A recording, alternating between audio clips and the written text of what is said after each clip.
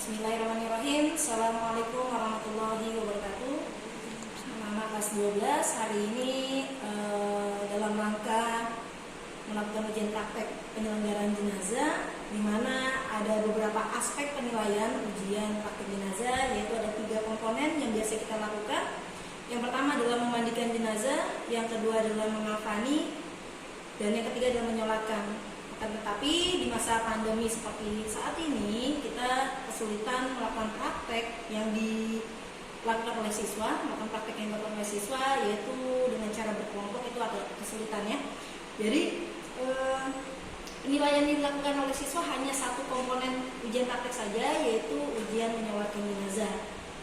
Namun kami dari pihak guru-guru ingin membantu kalian untuk dapat memahami bagaimana prosesi dalam penyelenggaraan jenazah tanpa mengurangi adanya ilmu yang bisa kalian terima secara seutuhnya. Ya. Baik, di sini Bumi kita dibantu oleh beberapa guru, yaitu misalnya dengan Bu Nanda, di mana pada biasanya ketika kita ujian praktek jenazah, kita sudah kenali ya beberapa perbedaan antara pengurusan jenazah, baik jenazah laki-laki maupun jenazah perempuan. Ya, khususnya ketika melakukan pemandian jenazah, di mana perbedaan dari jenazah laki-laki dan perempuan terletak pada letak auratnya. Jadi kalau jenazah laki-laki dan perempuan, baik masih hidup maupun sudah wafat, tetap harus dijaga auratnya. Ya, ketika masih hidup maupun wafat masih dijaga auratnya, kita kenali dulu aurat dari laki-laki itu sendiri, dari bagian mananya saja. Ini tahu ibu aurat laki-laki? Nah, dari pusar sampai dengan lutut. Sama untuk jenazah laki-laki, di bagian pusar dan lututnya tidak boleh terbuka auratnya. Kemudian untuk jenazah perempuan, aurat tubuhnya dari mana saja ibu?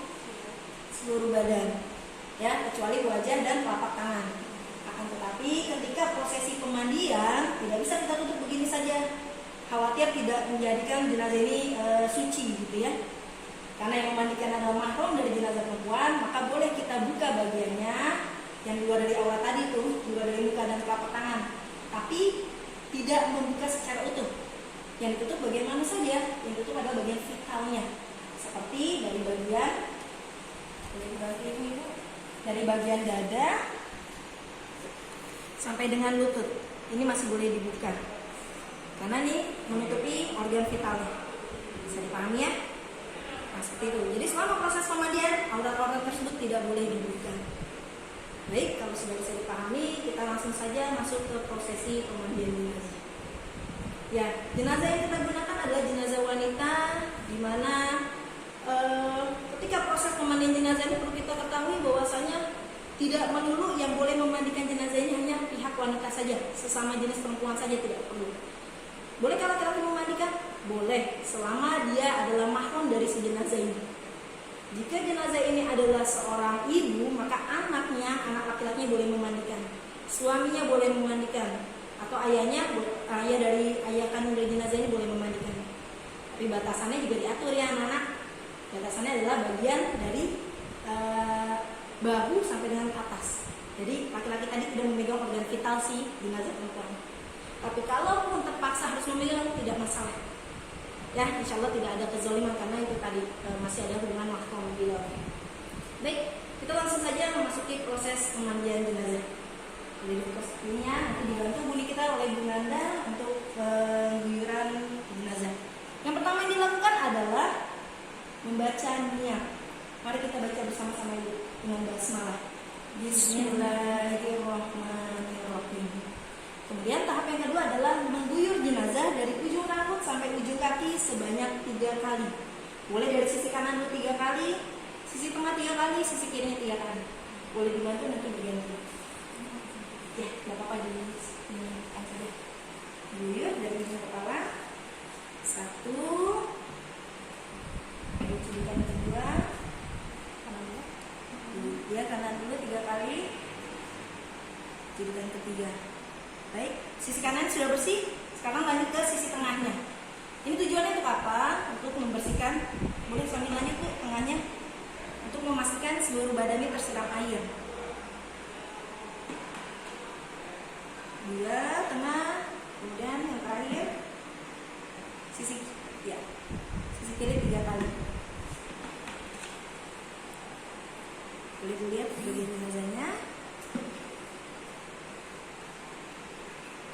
Ya, sudah 2 tahap yang kita lalui. Tahap ketiga adalah kita pastikan jenazah ini sudah suci. Dalam artian tidak hanya bagian luarnya saja, juga bersih di bagian tubuhnya, bagian organ tubuh dalamnya.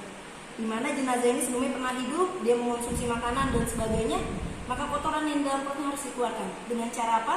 Dengan cara ditekan perutnya, ya, ditekan perutnya sambil digeser. Jadi posisinya ditekan perutnya sambil digeser. Kemudian ada temannya, nanti Miss Ayu bantu dengan cara menceboki belakangnya, gitu ya. Ya, tangannya masuk. Pastikan tangannya masuk ya sampai dengan bersih. Nih, bunyi kita menekan perut jenazahnya dan digeser kotorannya. Sampai berapa banyak? Sampai benar-benar kosong kotorannya, tainya sudah keluar semua. Nah, di sini ada yang menekan, ada yang juga menceboki bagian kemaluannya. Sini ya. Ini ingat anak-anak, tidak boleh dibuka. Tetap dijaga auratnya. Sudah bersih, Bu? Sudah. Ya. Sudah bersih. Kemaluannya, nah, cebokin lagi kemaluannya sampai bersih. Ayo bantu Miss. Ya. Ya. Dari atas saja boleh. Dari atas, pastikan auratnya tidak terbuka ya. Sudah, 1 sampai bersih ya. Berikutnya tahap ketiga, keempat adalah mewudukan jenazah. Ya, jenazah ini tidak bisa berwudu sendiri, maka kita yang mewudukan. Ini tidak boleh dibuka ya, anak-anak ya. Lihat ke sini, Bu. Nah, dadanya kelihatan, auratnya terbuka, jadi pastikan harus tertutup. Ya, baik. Sekarang kita akan mewudukan jenazah ini. Dengan cara apa? Wudunya sama, tata cara seperti manusia yang sedang hidup. Apa yang dilakukan? Boleh nanti Bunda mengguyur, Mas Ayu mengulang. Ya. Cuci telapak tangan sebanyak 3 kali. Seperti itu ya. Bisa dikeluarin ya.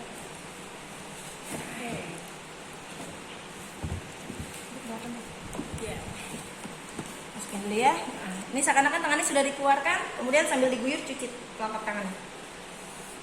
Telapak tangan 1, 2, 3. Kanan sudah, kemudian yang kiri.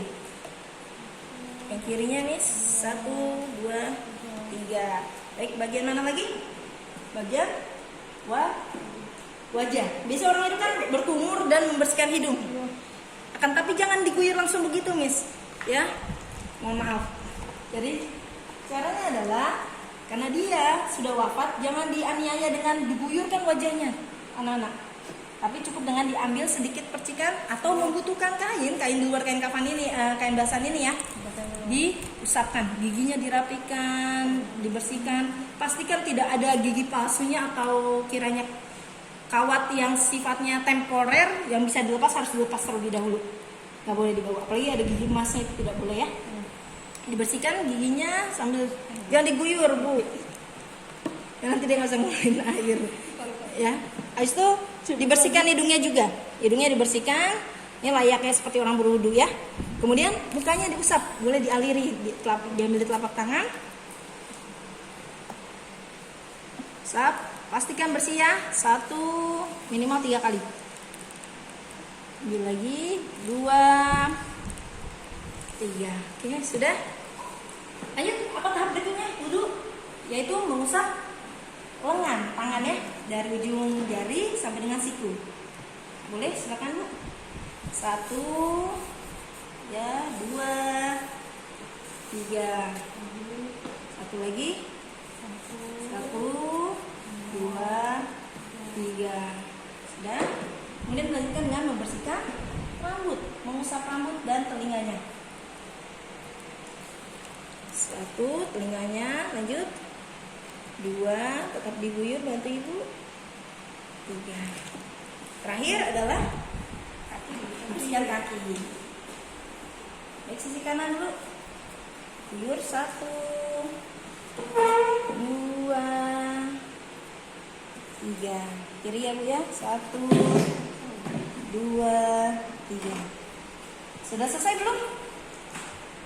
Sudah. Ya. Belum selesai. Ini baru kita mulai ya.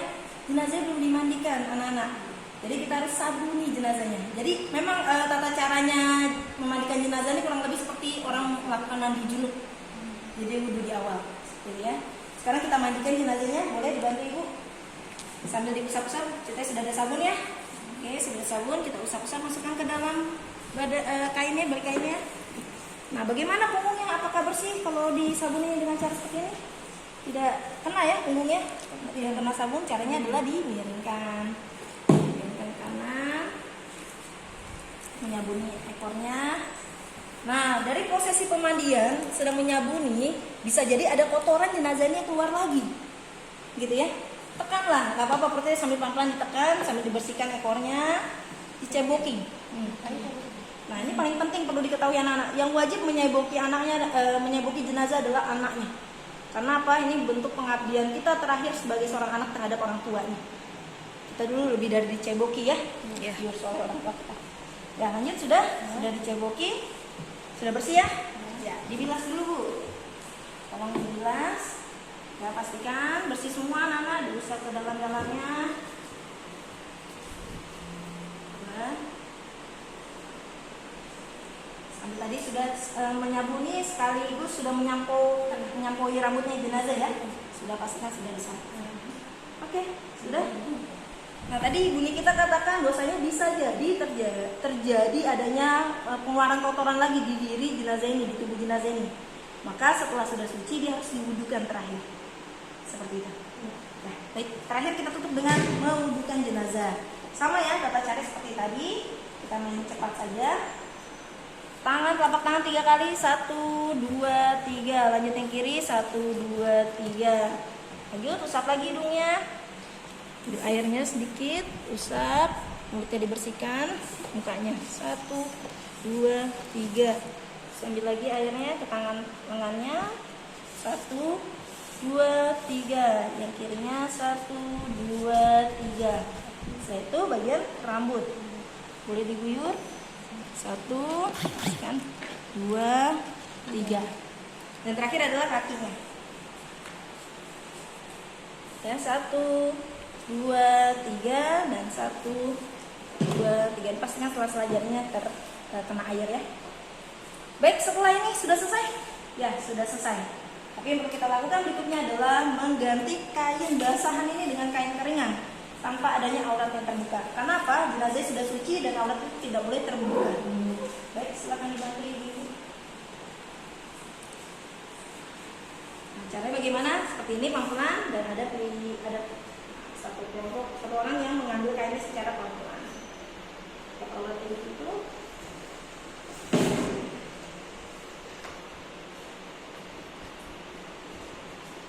ya baik, memandikan jenazah sudah selesai. Bisa dipahami ya? Mudah saja. Baik, nanti kita lanjut untuk mengapani jenazah. Sekian untuk pemandian jenazah. Wassalamualaikum warahmatullahi wabarakatuh. Waalaikumsalam warahmatullahi wabarakatuh.